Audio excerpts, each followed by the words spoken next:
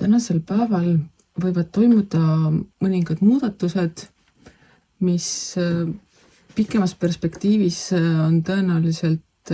sinu elu väga sügavalt muutvad. Need ei pruugi sulle tänasel päeval niimoodi silma hakata või sa ei pruugi nendest tänasel päeval aru saada, aga tagasi vaadates võid sa öelda, et näed, et see päev oli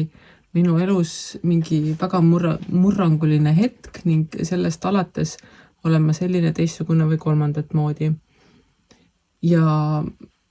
see ei tähenda kindlasti mitte seda, et täna midagi halba juhtub või siis teisest küljest sulle võib tunduda, et kui midagi juhtub, et siis see on igavesti kohutav ja kole ja ongi elu muutev, kuid tagasi vaadates sa saad ka öelda, et tänu sellele ma olen muutunud paremaks, ma olen muutunud enesekindlamaks, minu elu on tegelikkuses muutunud palju paremaks ning selle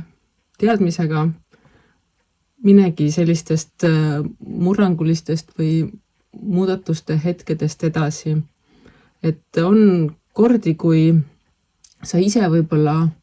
ei tulegi selle peale, et midagi on vaja muuta või võib-olla sa isegi ei julge seda muutmise sammu astuda ja siis tulebki nii-öelda universum sulle selle muutuse loomisega appi. Sinu ülesandeks on sellest võtta maksimum ning mitte jääda selle muudatuse sisse kinni ja süüdistada kõiki ja kõike, et näed, kõik on minu vastu ja kogu aeg, mida ma teen, alati nii-öelda kukub läbi ja ei tule midagi ja on pahasti. Ei, hiljem tagasi vaadates võib-olla paistab hoopis, et Jumal tänatud, et see niimoodi läks, sest vastasel korral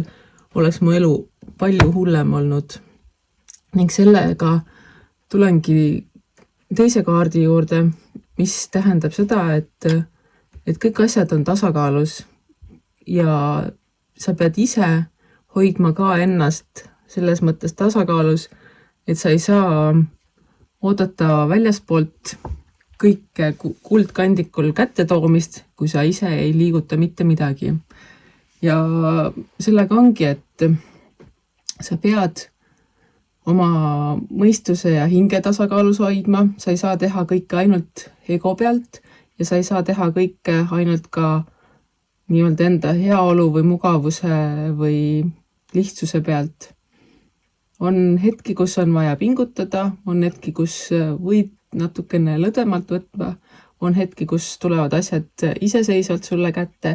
ja on hetki, kus sa pead päriselt tõsiselt pingutama ja vaeva nägema selleks, et saavutada ka pisukest. Nii et ära lase pead norgu, kui sulle täna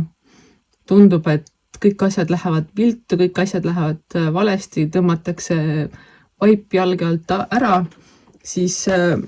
mõtle sellele, et võib-olla pandi sulle tee kinni just selleks, et sa ei saaks veel rohkem haiget, kui sa praegu selle nii-öelda kinnise teega said. Ning kui sa suudad ennast hoida enda keskmes, enda tasakaalus, siis tõenäoliselt see murranguline hetk muutub nii-öelda heaks kiiremini, kui sa seda ka uskuda ootad. Nii et hoia ennast tasakaalus, usalda elu ja ära arva, et kõik on sinu vastu, vaid kõik on sinu hüvanguks.